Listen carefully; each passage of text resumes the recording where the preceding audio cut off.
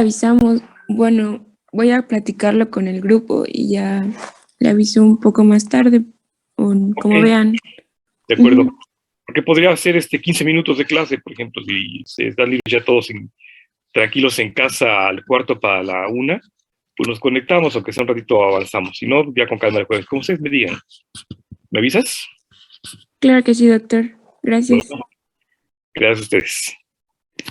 Bueno, pues ya ni sé cuándo, creo que el viernes, con eso del Buen Fin y el fin largo, fue un lío estos días. El viernes nos quedamos viendo el pH y estábamos viendo justamente el potencial de hidrógeno. Y están viendo ustedes la gráfica de lo cerrado que es el pH plasmático en la sangre, que va de 7.38 a 7.42.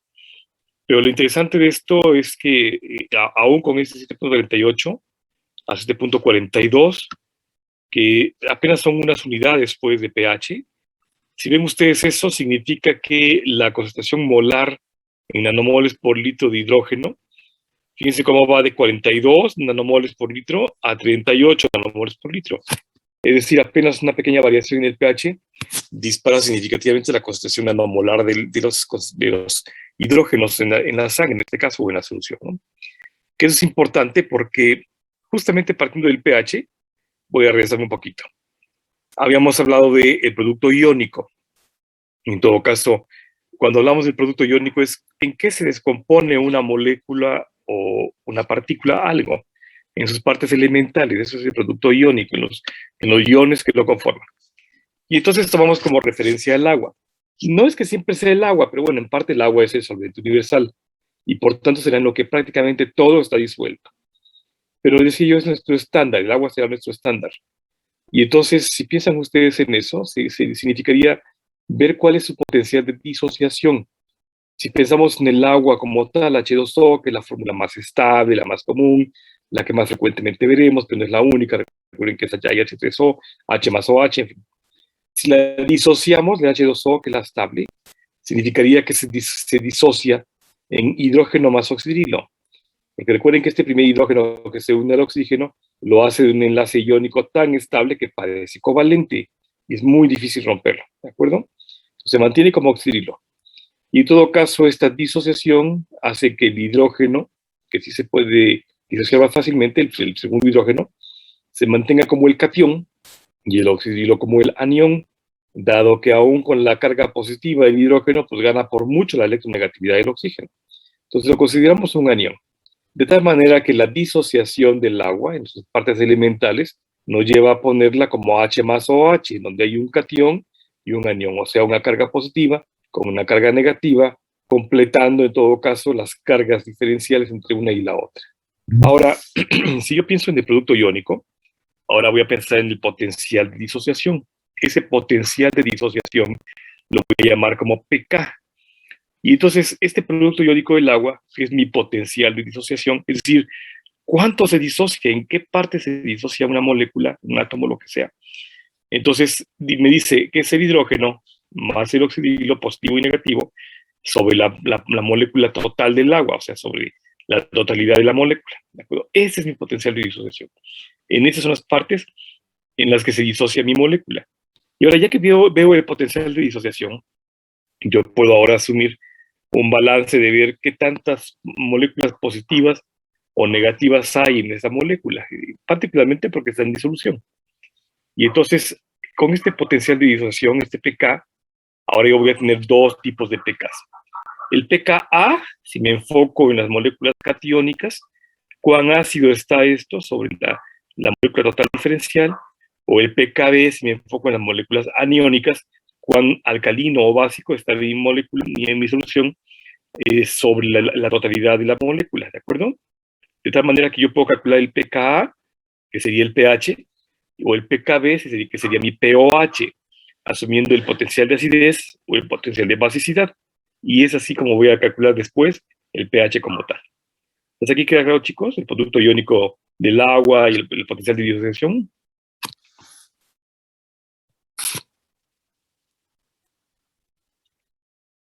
Ok.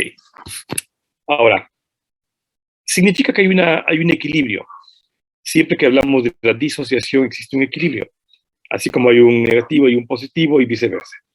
Entonces, pensando en este equilibrio de ácido-álcali, en el que un ácido para un ácido y un álcali y viceversa, ahora, y este pK, yo le voy a poner la EQ. Entonces, mi KW, que sería mi potencial de disociación del agua, ahora se convierte en el equilibrio iónico del agua. Esto justamente, la disociación es lo mismo que el pK, que es el equilibrio iónico del agua. En donde entonces ahora este acosante de equilibrio se convierte en la KW, que es el potencial del agua como tal, W de water, por eso está en inglés, sería para no confundirlo con la A de ácido, ¿de acuerdo? La KW sería entonces la disociación entre la base con el ácido. Esta base que será cuantificable dependiendo de cuán alcalino está, o el ácido cuán ácido está, ¿de acuerdo? Y entonces este producto iónico del agua me dice, por ejemplo, en agua pura, que es pura agua, deberíamos tener la misma concentración equimolar de oxidilos contra hidrógenos. Y entonces si pensamos que hay una regla de 14, ¿se acuerdan ustedes que hay una recta de 14, numerada hasta 14, de 0 a 14? Significará que tengo una concentración equimolar y esa 14 lo divido entre 2, me dio 7 moléculas de agua, perdón, de ácido contra 7 moléculas de base. Pero como no puedo tener 14 como tal, lo que más bien el 14 es la unidad, ¿se acuerdan de eso? Esto lo voy a explicar más claramente. El 0 a 14 es la unidad.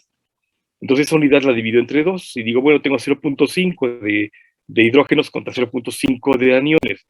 Y entonces ahora sí puedo decir, tengo la mitad y mitad de una concentración equimolar, que en todo caso, como son equimolares, se neutralizan.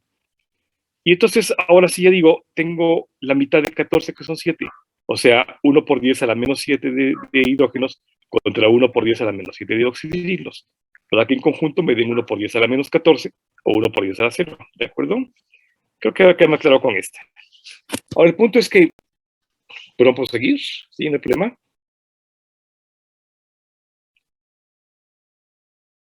Ok. Bueno, el punto es que, como es una unidad, y yo le voy a ir restando la cantidad de aniones o cationes a esa unidad, ahora lo interesante es que es una relación de base 10, pero con logaritmo. Pero si es un logaritmo positivo, yo estaría aumentando a 10, 100, 1000, 10,000, 100,000, 1,000,000, 10 millones, 100 millones, 1 billón, y así sucesivamente. Entonces, como no estoy aumentando la cantidad hacia más, sino que más bien estoy dividiendo la unidad en fracciones muy pequeñas, yo digo que es un antilogaritmo, es un logaritmo negativo. Y entonces, vean ustedes como si incrementa, por ejemplo, de un pH de 1 por 10 a la menos 7 moles por litro, que es la neutralidad del agua. Si 1 por 10 a la menos 7, pero yo incremento la cantidad de cationes para el pH 6, entonces sube 10 veces la cantidad de cationes. ¿De acuerdo? Voy a aumentar el número de 10 la cantidad de cationes. Si lo llevo de 7 a 5, aumenta 100 veces. Si lo llevo de 7 a 4, aumenta 1000 veces. Y así sucesivamente, porque en todo caso es un logaritmo negativo de base 10, que va a quedar más claro con eso. Déjenme ver. Eso va a quedar más claro. Ahorita me regreso a esta.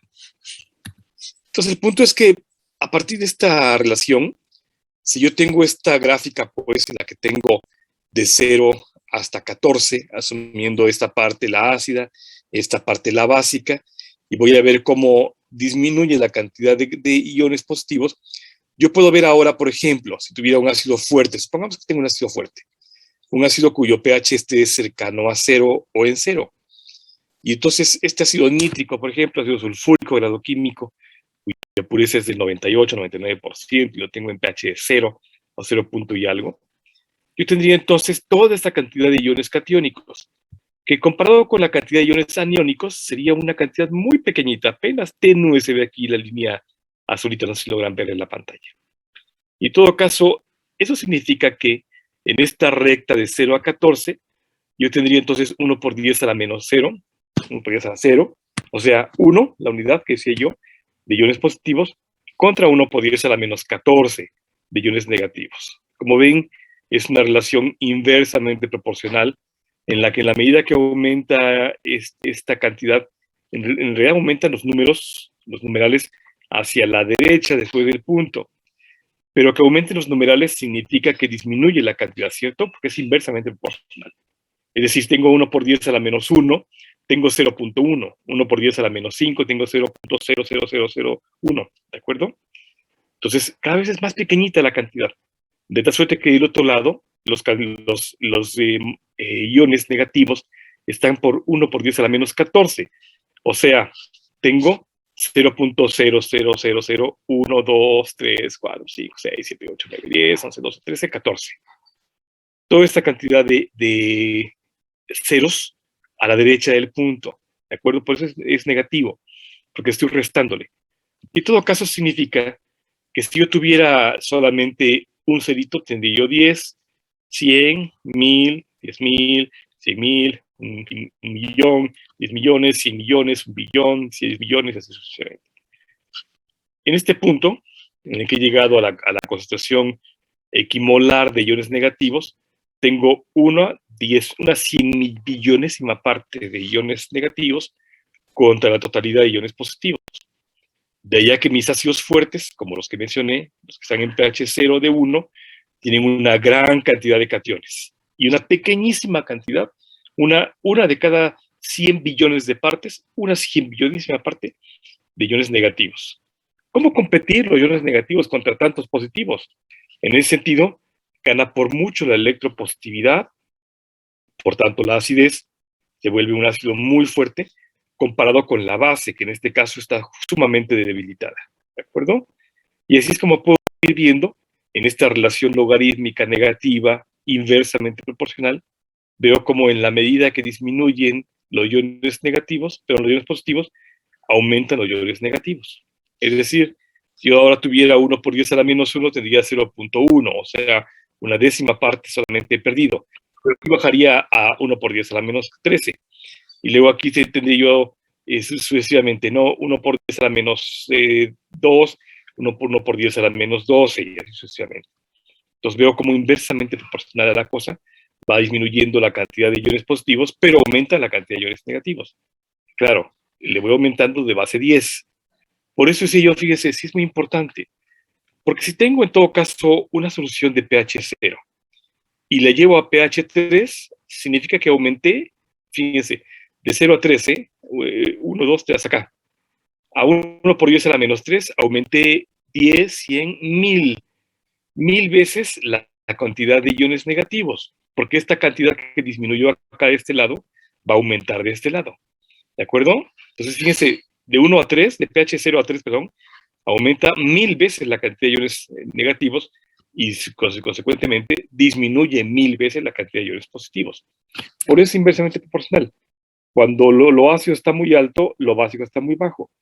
Cuando lo ácido está muy bajo, lo alcalino está muy alto, y así sucesivamente. En el agua, logro aquí, en el punto medio, tener 1 por 10 a la menos 7 contra 1 por 10 a la menos 7.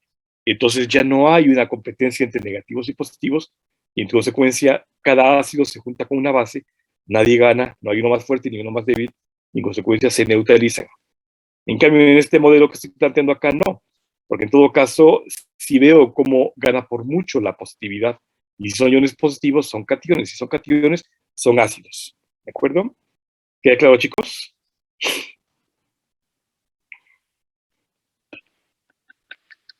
Lo importante es que es un logaritmo de base 10, y que no solamente es logaritmo de base 10, sino que es un logaritmo negativo. Luego entonces le voy restando iones a la unidad total.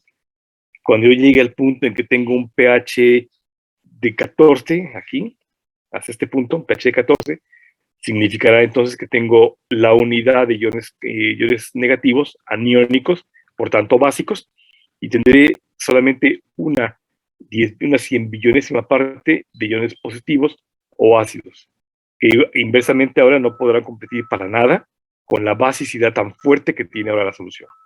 ¿Sí? Entonces, como ven, es solamente complementariedad.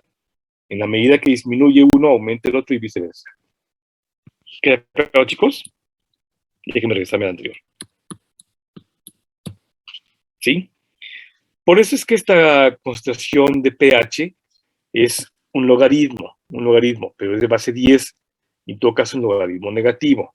en donde vamos a ver cómo en la medida que disminuye una cantidad de aniones o de cationes, aumenta el otro lado, ¿sí? En el caso del agua, ese yo, por ejemplo, aquí a temperatura ambiente, a una atmósfera, en condiciones normales, agua pura, que no tenga absolutamente nada más que agua, tendríamos entonces un pH de 7, asumiendo que tiene 1 por 10 a la menos 7 iones negativos, contra 1 por 10 a la menos 7 iones positivos, y en todo caso se neutraliza.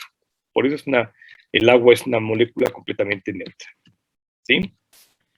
Y entonces, asumiendo esta recta, ahora lo voy a poner como una recta, en donde va de 0 a 14, el pH ácido llegaría hasta la frontera del 7, pero en la medida que se acerca al 7 se hace una frontera muy, muy tenue. Se va difuminando de tal forma que ya no queda tan precisamente claro qué tan ácido está. Es una tendencia a la acidez, pero todavía no es una neutralidad total hasta que llega al 7. O sea, yo podría tener 6.8 de pH, y la pregunta es, ¿sería neutro o estaría ácido? Yo diría, está tendiente a la acidez cercano a la neutralidad, pero no está neutro. Cuando esté en pH de 7, estará completamente neutro. Y lo mismo pasando a la frontera. Si tengo un pH de 7.1, 7.2, vean cómo la frontera se difumina, se hace muy tenue, ¿no? Es sumamente difícil ver exactamente en qué punto está la neutralidad, porque en todo caso está tendiente a la basicidad, pero sigue siendo cercano a la neutralidad. Y entonces, de 0 hasta 7, para fines prácticos, diríamos que es lo ácido, de 7 a 14, diríamos que es lo básico, ¿de acuerdo? Y en la medida que disminuye, en todo caso, el pH de menor de 7, se hace más ácido, en la medida que aumenta el pH, mayor de 8 se hace más básico.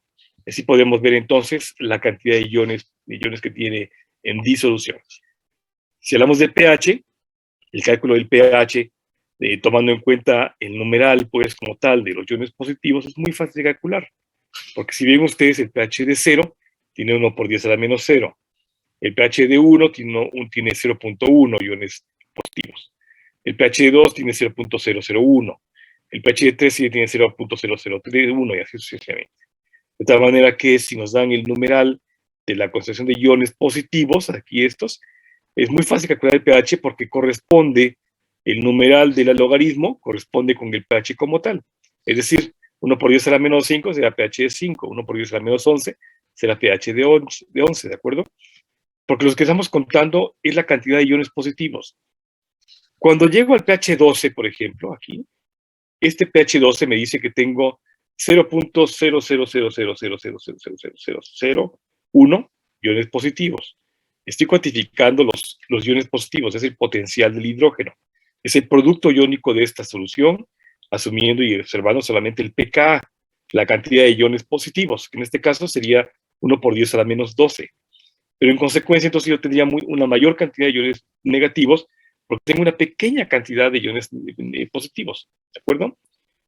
12 de gente, décima, centésima, milésima, 10 milésima, 100 milésima, millón, 10 millón, 100 millón, ya me confundí, 10 millones, 100 millones, un billón, una 10 billonísima parte de iones positivos contra una gran cantidad de iones negativos, ¿de acuerdo? ¿Sí queda claro, chicos, la relación inversa?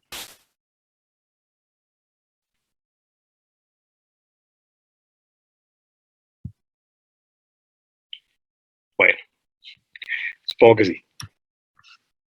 En ese sentido, en la parte central entre 6 y 8, es donde prácticamente ocurre toda la vida.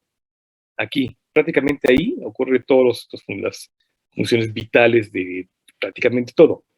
Hay excepciones, como todo en la biología, como todo en la medicina, donde veremos que hay organismos, hay microorganismos, hay pequeños organelos, tienen un pH diferencial mucho más ácido, mucho más básico, y no les va mal, al contrario, sobreviven bastante bien. Pero en general, prácticamente todo lo que conocemos como vida ocurre entre 6 y 8 de pH. Si pensamos en cosas comunes de nuestra vida cotidiana, pues cuyo pH pudiésemos cuantificar, como ácidos fuertes, por ejemplo, está el ácido sulfúrico, ácido clorhídrico, grado químico, ácido nítrico, con pH de 1 está el jugo gástrico, entre 1 y 2 más o menos. Nuestro estómago, pues ha sido que En general, la vida ocurre así entre 6 y 8, pero vean cómo hay órganos o células que tienen un pH diferente. El jugo gástrico es una excepción, por ejemplo, en el que está en pH de 1, claro, se protege por una mucosa muy resistente, una gran cantidad de una placa muy severa de moco, que permite que ese ácido esté ahí para disolver todo aquello que llega y no nos lastime el estómago, salvo que tengamos una excavación en el estómago como una úlcera o una pequeña lesión en el estómago, o sea demasiado ácido, entonces no sea suficiente el moco, o haya una mala calidad de moco, o estemos abusando de algo que está disminuyendo la calidad de la cantidad de moco, en fin. Salvo esas excepciones, el ácido no nos perjudica en absoluto. Y ese ácido en el estómago está justamente para la digestión, no solamente para digerir los alimentos, sino para tener un efecto bactericida. Todo aquello que llega allá no va a sobrevivir, ¿de acuerdo? Entonces nos sirve también como un mecanismo de protección inmunológico. El jugo de limón, 2.34, vean cómo es bastante acidito. El ácido acético, el vinagre pues de casa, 2.38. Los vinos están entre 3 y hasta 6, más o menos, depende del tipo de vino, pero en general los vinos tintos están más o menos en pH de 3, cercano a 3. El vino tinto aquí está en 2.90. Aquí está el pomelo, la sidra, la refresco Coca-Cola, que es en pH de 3, bastante ácida la Coca-Cola. La cerveza, la naranja, la manzana entre 3.42 y así sucesivamente, ¿no? Hasta que llegamos al cercano a la neutralidad, que estaría el arroz, los espárragos, todas las leguminosas, que están en un pH cercano a 7, ¿no? Casi neutro, ¿no? Pero como ven ustedes, prácticamente todo lo que comemos, nuestros alimentos cotidianos, los más comunes, tienen un pH cercano a la neutralidad o inclusive algunos alejaditos, ¿no? Depende de qué cosa comamos. Eso es en cuanto a ácidos. Ahora, estos ácidos, cuando entran en nuestro cuerpo, evidentemente se van a disociar. Y entonces, cuando se disocian, van a impactar sobre el pH del medio en el cual están disociándose. En este caso, por ejemplo, el jugo gástrico. De tal suerte que si yo tengo ya de por sí un jugo gástrico de 2, por ejemplo, 1, 2, y yo tomo cosas muy ácidas, aumento la cantidad de protones y en consecuencia aumento la acidez. Eso me llevará invariablemente a que mi mucosa gástrica no soporte la acidez tan alta que tengo en el estómago y evidentemente me va a dar una irritación. ¿Sí? Empezaremos con dolor de estómago, dolor gástrico, quizás con una úlcera gástrica, con hipo o alguna alteración por irritación de la mucosa gástrica. Esto igual se va a vertir hacia el duodeno y si está muy ácido va a lastimarlo y nos va a dar algo de diarrea o mucho gas, molestias, en fin, ¿no? Por eso es que esta disociación de la que estamos hablando, el pK pues, de estos alimentos en general, es importante, porque su disociación va a impactar sobre el pH de la solución en la cual estemos mezclando, en este caso el estómago. Pero igual se van a absorber a la circulación y en consecuencia van a dar un impacto sobre la acidez o la basicidad de la circulación, del pH de la sangre, ¿de acuerdo? Y en consecuencia nos puede dar lugar a alteraciones también que a largo plazo pueden lastimarnos, ¿sí? ¿Está aquí claro, chicos? ¿Sigo? Disculpe, ¿por qué cuando hay bueno, tenemos el pH elevado, ocurre que tenemos una diarrea? Si alguien toma, por ejemplo, voy a poner el ejemplo así, alguien comió algo muy ácido y de por sí entonces el estómago está ácido. Ese contenido ácido se va a vertir hacia el duodeno para continuar con la digestión. Vamos a revisar eso cuando veamos la digestión de macromoléculas, Omar. Pero en todo caso, cuando se vierte el duodeno, se vacía el estómago, pues, por la válvula pilórica y llega hacia el duodeno. Ahí se espera que ese ácido se neutralice con álcalis, fundamentalmente del páncreas. Pero si está muy ácido, no le da chance al páncreas de neutralizar todo por completo. De hecho, no le da tiempo porque el tránsito es muy rápido. Y entonces, como sigue siendo más la cantidad de billones positivos de ácidos, quiero decir, y no le da chance a todo el jugo pancreático ni el jugo biliar a neutralizar, se sigue como tal, como ácido a través del tracto digestivo, llega al resto del tracto digestivo delgado, al tubo digestivo delgado, se vierte muy rápido, porque además, como irrita, ese intestino se vacía muy rápido, aumenta su peristalsis, su vaciamiento, porque dice, yo no quiero esto. Si se me queda acá, me va a lastimar la mucosa. No tiene una protección tan amplia como la del estómago. Así es que tiene que vaciarse rápido para que no esté en contacto con ella y la queme. Y tal. Que sí podría provocarle úlceras duodenales, úlceras en algún otro nivel del tubo gastrointestinal delgado. Como se vierte muy rápido, para vaciarlo rápidamente llega al colon. Y entonces una vez que pasa hacia el colon, ahí se absorbe la mayor cantidad de agua, pero sigue siendo muy ácido. El colon hace exactamente lo mismo. El colon no quiere tener esa bronca de tener una acidez allá y en consecuencia aumenta su movimiento. Se vacía muy rápido. Cuando se vacía muy rápido no da chance de absorber toda el agua, que tiene que pasar por todo, desde el colon ascendente, pasando por la válvula ileocecal, se va hacia el mesocolon y luego baja hacia el colon descendente, se va a la ámpula rectal y de ahí a la toyaca. Como no le da chance porque lo hace muy rápido, se vacía muy rápido, no le da tiempo a absorber todo el agua. Lo que quiere es vaciarse y en consecuencia el primer punto para que dé diarrea. Luego, como se inflamó todo el estómago y todo el intestino, y tanto el delgado como el grueso, esa inflamación genera una gran cantidad de gases que además se están descomponiendo. Y en consecuencia nos va a dar esta distensión del abdomen con una sensación de globo inflado, mucho movimiento, mucho ruido intestinal, que además va a provocar estas evacuaciones como explosivas, ¿no? Que ni bien llega uno al baño y ¡puf! Sale como si fuera una granada de fragmentación, ¿no?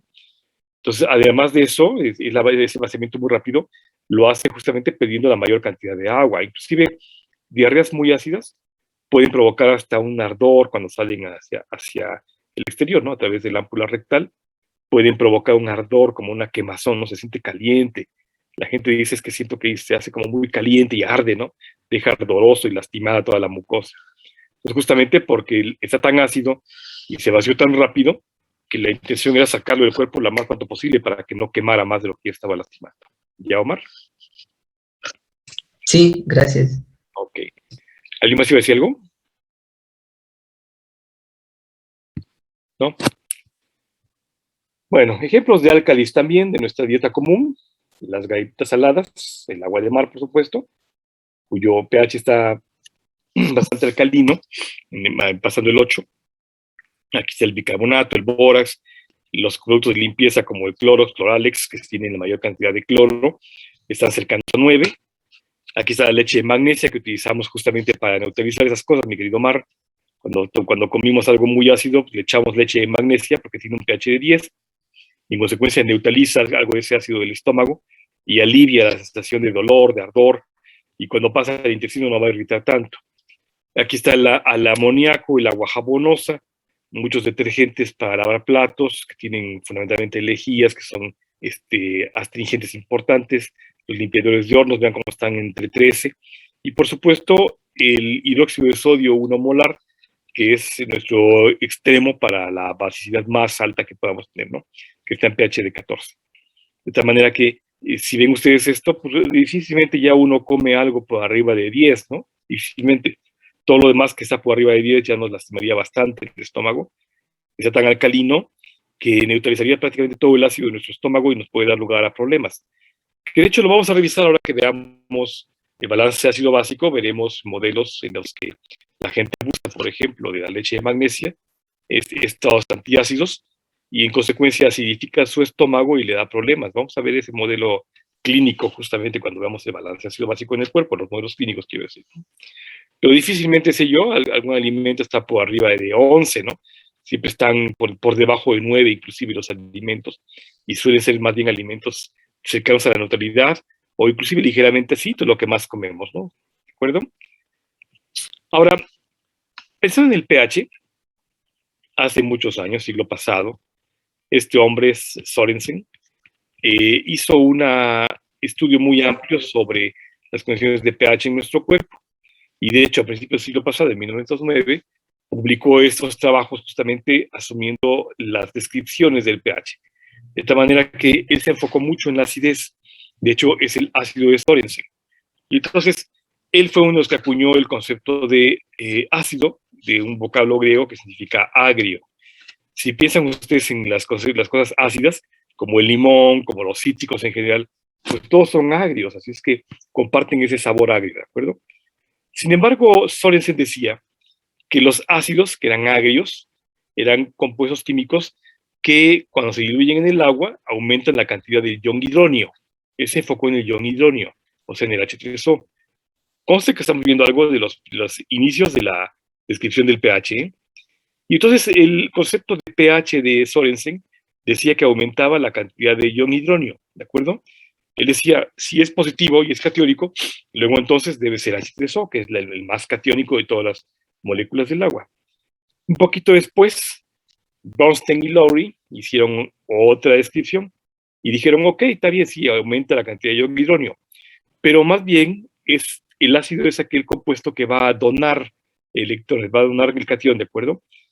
Se dona como catión a otro compuesto que sea la base. Eso lo dijeron unos años después.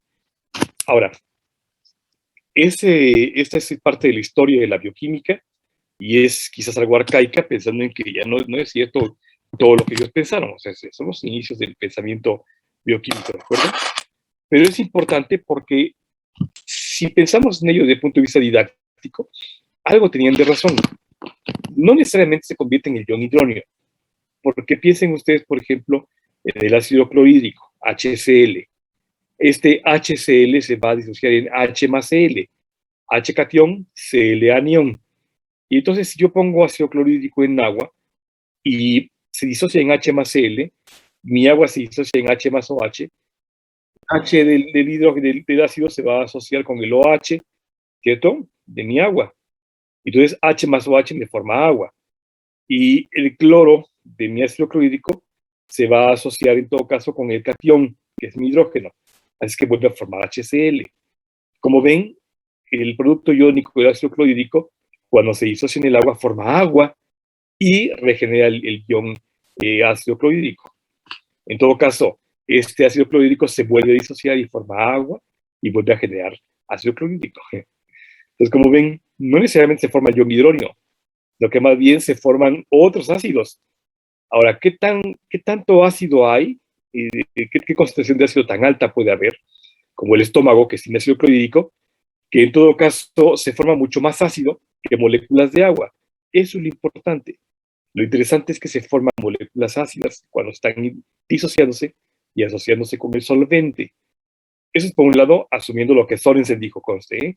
Sí es el H3O, pero yo lo tomaría como un estándar nada más, como un modelo estándar para explicar la formación de ácidos que se están disociando y luego reasociando con el solvente. Ahora, lo que decía Bronstein y Lowry, que se dona el electrón, que se dona el catión, sí es cierto en parte, porque en todo caso es la cantidad de catión lo que se va a expresar o exponer en el medio de disolución. Pero recuerden que no es el catión, lo que se dona en todo caso es el electrón. Entonces, vamos a hacerle caso a Lowry, Bronstein y Lowry, que en todo caso decían que se dona el electrón, ¿de acuerdo? Que se dona el catión, perdón, que se dona el catión, asumiendo al ácido como una partícula, una molécula que es capaz de cederse a sí misma, y la base como la que acepta al catión, ¿de acuerdo? Quédense con ese pensamiento, con esa imagen hipotética que conste es completamente didáctica, no tiene nada que ver con la realidad, pero es didáctica y nos sirve para los fines de explicar la acidez y la basicidad. Ahora, ellos también describieron las propiedades de los ácidos. Tenían ese sabor característico, muy agrio. Después se supo que cambiaban el papel tornasol, un papelito que antes utilizaban, a mí ya no me tocó, pero utilizaban en los laboratorios de bioquímica para medir el pH de una solución.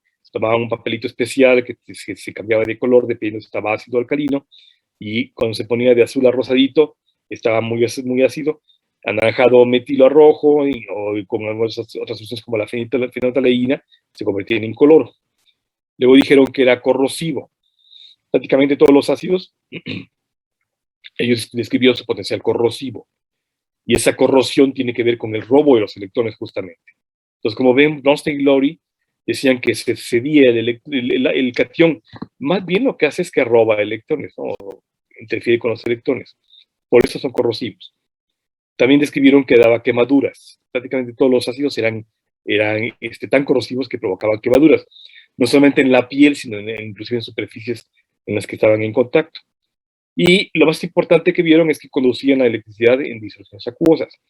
Este fenómeno que vamos a ver que era la ionización, justamente que es por los electrolitos, que es el mismo átomo, son los mismos átomos, que son iones que migran, pero que son capaces de hacer pasar las corrientes eléctricas, ¿no?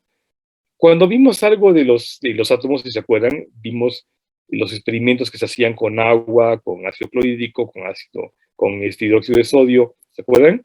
Agua de grifo inclusive, ¿no? Y vimos cómo el experimentador metía un transductor de corriente en el frasquito de solución, en el vaso de precipitado, y se encendía o no una bombilla muy tenue o muy intensa, ¿no? Era justamente porque las partículas que están disueltas en el agua funcionaban como electrólitos, o sea, hacían pasar la corriente eléctrica, ¿no? Recuerden que el agua es mala conductora de la corriente, porque en cierto sentido absorbe una gran cantidad de energía y la disipa lenta y progresivamente, ¿no? O sea, sí transmite la energía, pero no lo hace tan bien a menos que tenga iones en disolución, ¿de acuerdo? Ahora, para fines prácticos, cuando hablamos de acidez y basicidad, diremos que habrá, por ejemplo, reacciones con metales activos. Cuando hay una reacción con esos tipos de metales, el resultado va a ser una sal que está neutralizada con hidrógenos, ¿de acuerdo? O sea, cationes. Si reacciona con bases, serán sales con agua. Es el caso justamente de ácido clorhídrico, que reacciona justamente con la base, que es el OH del agua, y se forma sal, ácido clorhídrico con agua. Puede reaccionar con óxidos metálicos y va a dar lugar también a sales con agua, ¿de acuerdo?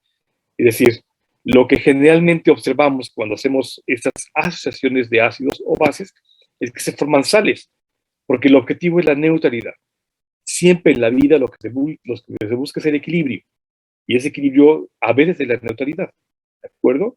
Por veces que esta asociación, después de disociarse, lo que busca es formar sales, y las sales son neutras, o sea, están en concentraciones equimolares, o por lo menos sin actividad ni positiva ni negativa, ¿de acuerdo? Claro, decía yo como ácido clorhídrico, se neutraliza porque se forma agua, pero también se forma ácido clorhídrico, y ese ácido clorhídrico se disocia y se neutraliza porque forma agua, pero se forma ácido clorhídrico. Entonces, en esta búsqueda de la neutralidad, siempre está disociación y asociación constante, es un constante equilibrio, una búsqueda del equilibrio en el que se disocian y asocian, se disocian y asocian, y así sucesivamente, ¿de acuerdo? ¿De qué depende? De la cantidad de iones positivos o iones negativos que tengan de solución para que gane o no hacia un lado de la recta para la acidez o al otro lado para la basicidad. ¿De acuerdo? ¿Queda claro, chicos? Perdón, ¿de qué dijo que dependía? De la cantidad de iones positivos o negativos para que en todo caso se desvíe hacia la acidez o a la basicidad. O sea, si yo pongo, por ejemplo, a mi estómago que tengo en pH de 1, si yo le pongo un álcali tan fuerte como cercano a 13, yo estaría neutralizando mi estómago y lo llevaría a pH de 7, ¿de acuerdo? Pero claro, eso no es bueno para mi vida, porque en todo caso mi estómago funciona con pH de 1. Pero si yo tengo, por ejemplo, no es mi estómago, pero tengo una solución cuyo pH es de 1 y lo quiero llevar a la neutralidad, le pongo tanta base como sea necesaria para neutralizarlo, que sea equimolar, ¿de acuerdo? Entonces, se buscará el equilibrio hacia la neutralidad a menos que haya más ácidos o más bases. Se mantendrá una desviación hacia la acidez, hacia la izquierda, o a la basicidad, a la derecha. ¿Ya, Omar? Sí, gracias. ¿De qué? Un poquito después de Sorensen y Lowry, Bronsted Lowry, este hombre, Svante Arrhenius, hizo algunas descripciones importantes sobre la acidez. Y en todo caso fue el primero en describir esta propiedad de acidez de los iones catiónicos, fundamentalmente el hidrógeno. Y él seguía asumiendo lo que Sorensen había dicho, ¿no? Aumentaba la cantidad de catión hidróneo cuando se disolvía en agua.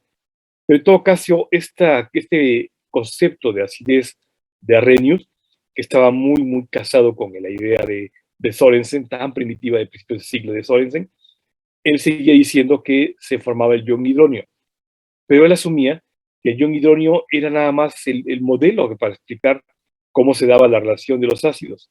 Es decir, aumentaba la cantidad de cationes, sí, y el ion hidróneo era nuestro exponente como si fuera un ejemplo para hablar de la acidez, pero él estaba consciente de que no era el hidróneo propiamente el que aumentaba, ¿de acuerdo?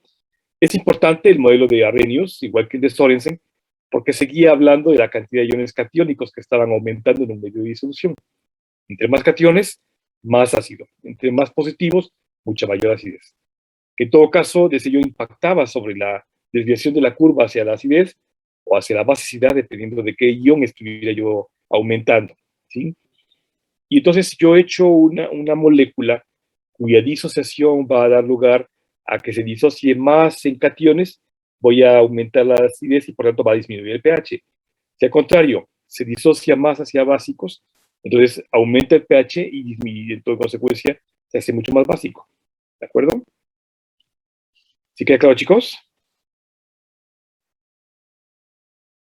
Es parte de los antecedentes históricos que nos están llevando a conocer el comportamiento ácido-básico, conste. En todo caso, insisto que es didáctico, no es que sea lo real, ni tampoco es completamente lo verdadero. Es puramente didáctico que nos va a permitir ver después cómo se comporta un ácido o una base.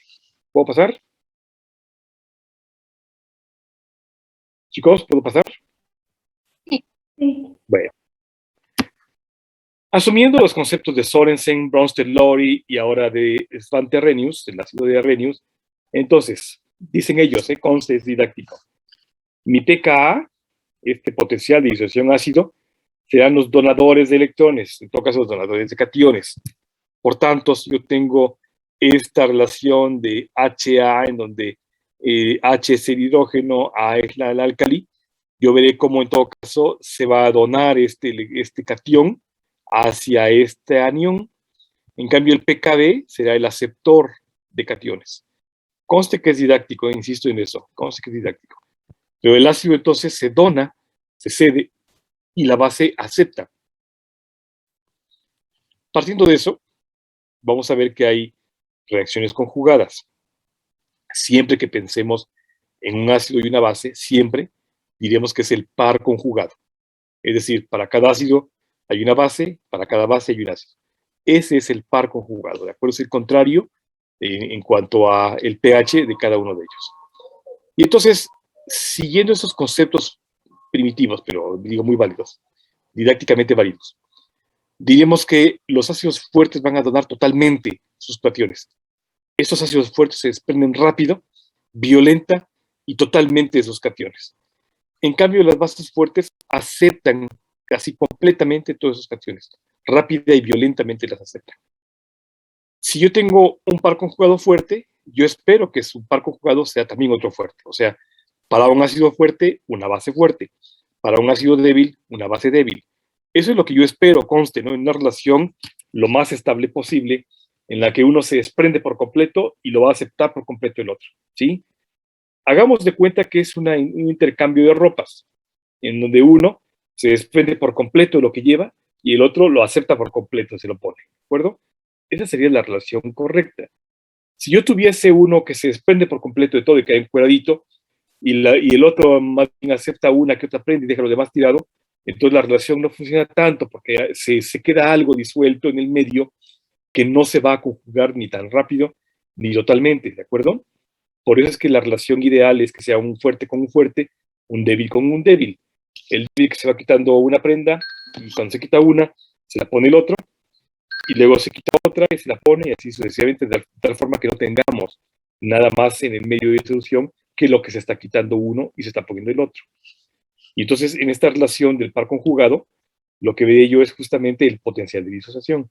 Y no solamente eso, sino la velocidad a la cual se va a hacer esta disociación y más que la velocidad, la energía que se requiere para hacer la disociación y la asociación con el otro. ¿De acuerdo? Mañana terminamos, bueno, si me avisan mañana o el jueves, terminamos de hablar de estas cosas de asociaciones ácido-base para ya empezar a ver el pH como tal, vamos a calcular el pH del plasma y otras soluciones, y ya luego de esto, de que veamos conceptos generales de pH, veremos algo de la clínica, veremos la acidez y basicidad del cuerpo humano, ¿de acuerdo? ¿Dudas, chicos?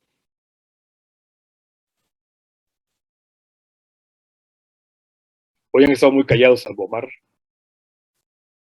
¿No? Bueno, espero que estén bien. Cuídense mucho, nos vemos mañana. Me avisas, Adri, por favor, y si no, el jueves, ¿sí? Claro que sí, doctor. Gracias. Yo sé que estuvo muy complicado hoy la clase, lo siento, pero